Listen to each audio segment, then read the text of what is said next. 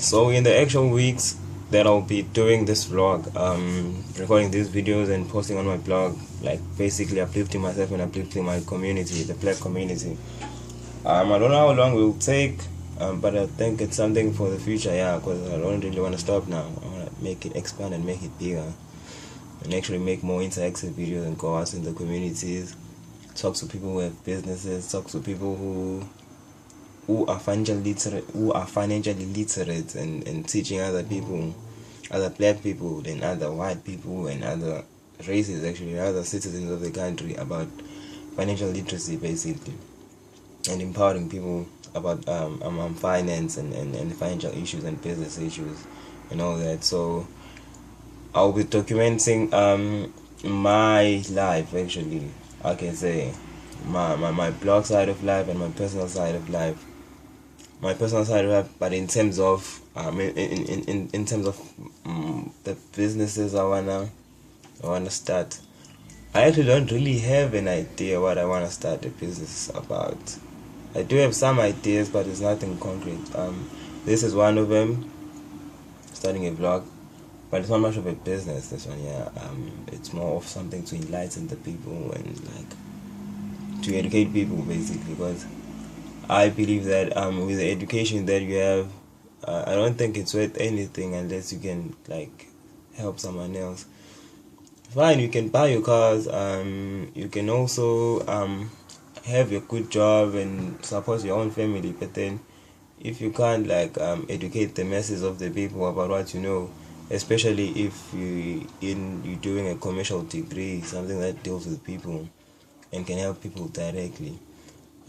Maybe if you're doing a PSC or something that's in engineering or science or natural sciences, whatever, a diploma or an FET certificate or a degree, whatever. Maybe if it's in science, I can forgive you, because basically you just taught to go to the workplace. They don't teach you anything else. They don't teach you anything better. They just teach you how to actually do what you do and study for your courses and your qualifications and actually go to work. But on the commercial side, on the commercial aspect, it's much different, I can say, because as much as they teach us to be work orientated and go to work and study, have a job, have a family, like the cliche things about life, like the basic stuff, you actually have power though and knowledge to actually expand and expand yourself in business, because you actually taught how to run a business. You actually taught how to start up a business. You actually taught how the economy functions basically. So hence why I can actually give advice or give guidance, I can say. But I'm not sure that I'm the best person to give guidance, because I'm actually in debt myself. But it's a journey I want to embark on with you guys, to show you that I started with nothing.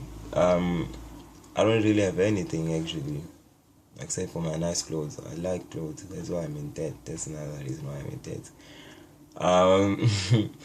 But then I wanted to actually show you guys that you can start from actually nothing, because until it's gonna be Friday until I get my paycheck, and 20,000 rand, and now it's November and December, but ngifuna ukuzama ukukhombisa ukuthi from the start, from the 24th, I think, because 24th, from the 24th of November until I don't know when, I'll be trying to cut off my debt basically,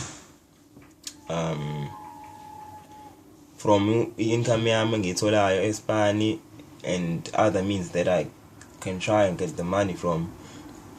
I'll be trying to cover my debt, to better myself financially, and to better, in the process of bettering myself financially, to better the people who follow me, to better their financial position, for them to actually see that it can happen.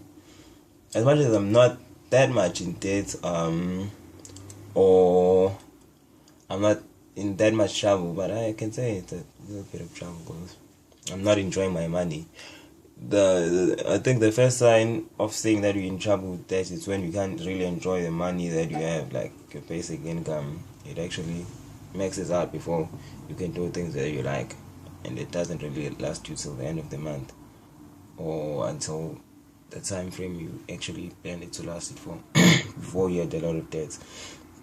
So basically on these videos that I'll be sharing and on the topics that I'll be writing about on my blog, it's a personal reflection of me and my circumstances financially, and a personal reflection of me and what I see in the communities, and because in the communities I live in and the things I observe, from white to black people, Indians, coloreds and whatnot, because I have seen different communities, and I have an opinion about different communities in South Africa and the country as a whole. Politics, it's an important issue in South Africa. You can never leave it out. I was actually watching videos on YouTube, the recent fights in Parliament. I didn't really like have an insight on what happened. I just saw the fights. But I think a lady from the EFF actually called Mr. Zuma, the President Jacob Zuma, a thief and a liar or something like that. Thief and a criminal, yeah. I think so. The public sector and government is really important in South Africa because it has a lot of power, I can say, and a lot of financial muscle. When I say power, I made it in the context of influence. The government is very influential in South Africa in the business sphere and in the markets, basically. South Africa and in business, it has a lot of influence. And financially speaking, also it has a lot of influence in the sense that South African government, the bureaucracy, actually employs a lot of people, from the municipalities to the government departments. There are a lot of organizations that there are a lot of government departments that employ a lot of people.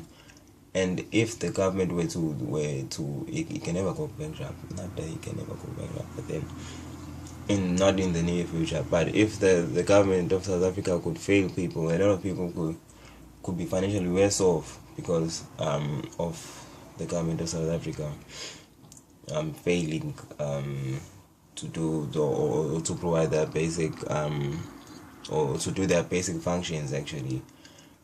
So I'll be analyzing the political economy in the South African context. Everything is in South African context, people. This is South Africa, and it references the townships and the rural areas, because the masses of the people who live there, and the masses of the people are trapped. They are trapped in a poverty cycle and in a cycle of debts. Other people who are achieving actually in the townships and in rural areas who actually have work and actually are trying to better themselves and actually doing a good job of it. They are in the cycle of debt, and if someone doesn't have a job or doesn't really have a great life, like in terms of job satisfaction and whatnot, they are in poverty. So it's either you're in poverty or you're in debt. There's a few people that really have a lot of money. And let me pause my video a bit.